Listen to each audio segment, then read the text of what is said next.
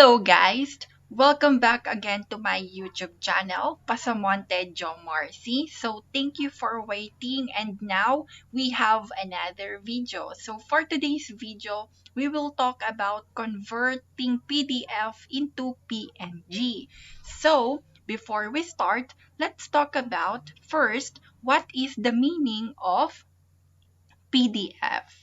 So, PDF stands for Portable Document Format.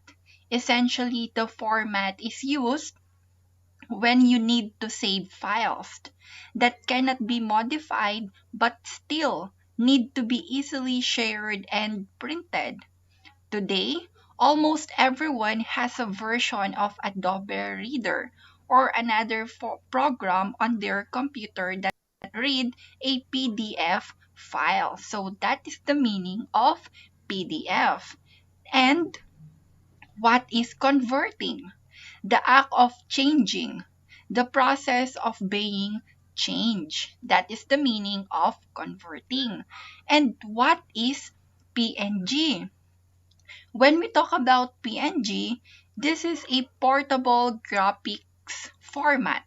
I repeat, PNG is a portable graphics format. This format was created as an alternative or graphics interchange format or GIF. PNG files don't have any copyright limitations.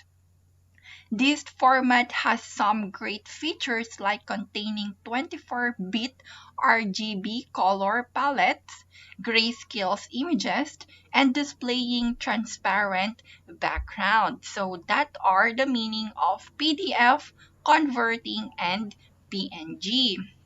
So sa video na to, tuturuan ko kayo kung paano nga ba mag-convert ng PDF into PNG. In short, yung PDF files natin, gagawin natin siyang parang picture, or poster, So now, nandito sa reading list ko, yung gagamitin natin na pang-convert sa PDF. I-search natin, tignan natin siya. This one. Ayan. So, nakasave na kasi to pa. Hindi na ako nagsisearch pa. Let's wait. Medyo mabagal yung signal natin ngayon.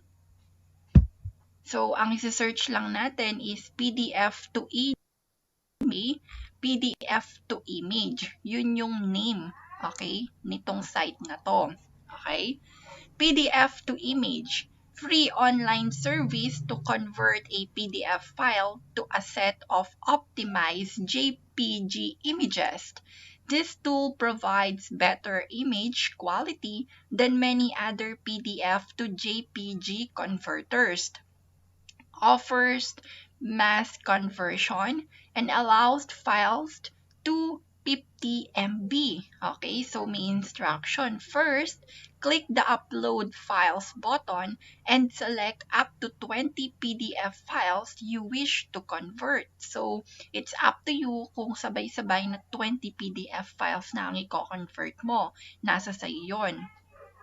Wait for the conversion process to finish. Next, download the results either file by file or click the Download All button to get them all at once in a zip archive.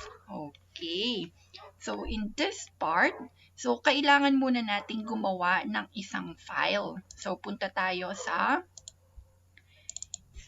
Word. Punta tayo dito sa Word. Guys, so nandito na tayo sa MWPS Office. So nasa sayo kung paano yung format mo. It's either yung page layout mo, kung naka-landscape siya or naka-portrait. Nasa sayo kung paano yung gagawin mo. So pwedeng i-landscape natin siya. And after that, go to Insert. Select a picture.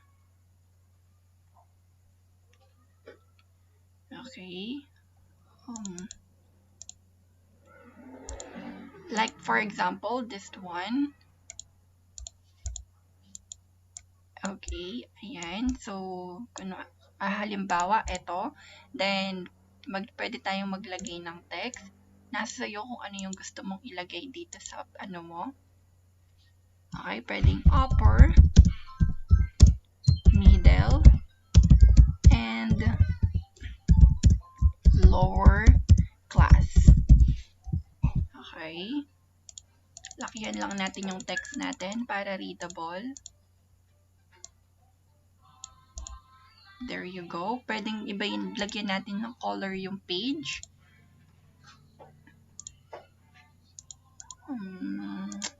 Okay, there you go. After that, let's save this one. Let's convert it into PDF first. Okay, nandyan naman, convert to PDF. Successful. So, na-convert na natin siya into PDF.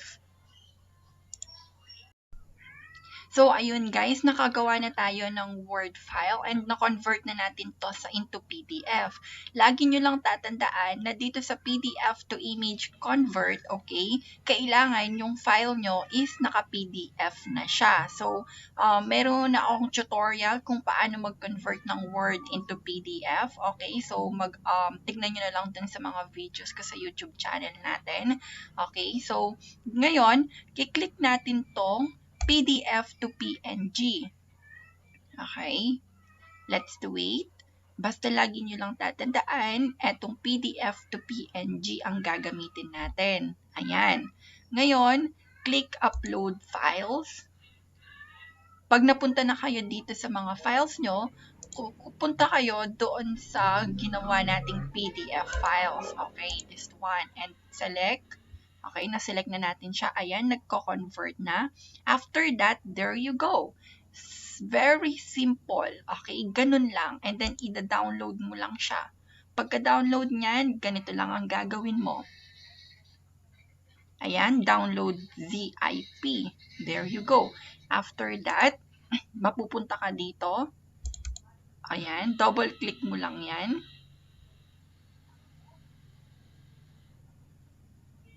Ayan. Done. Okay?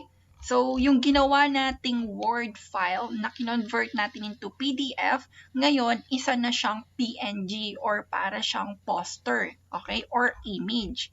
Ayan. So, isave natin siya sa desktop natin para ipakita ko sa inyo yung talagang result ng ginawa natin. There you go, this one. Ayan. So, ito yung ginawa nating PNG. Na-convert na natin siya into PNG. So, tingnan natin ulit.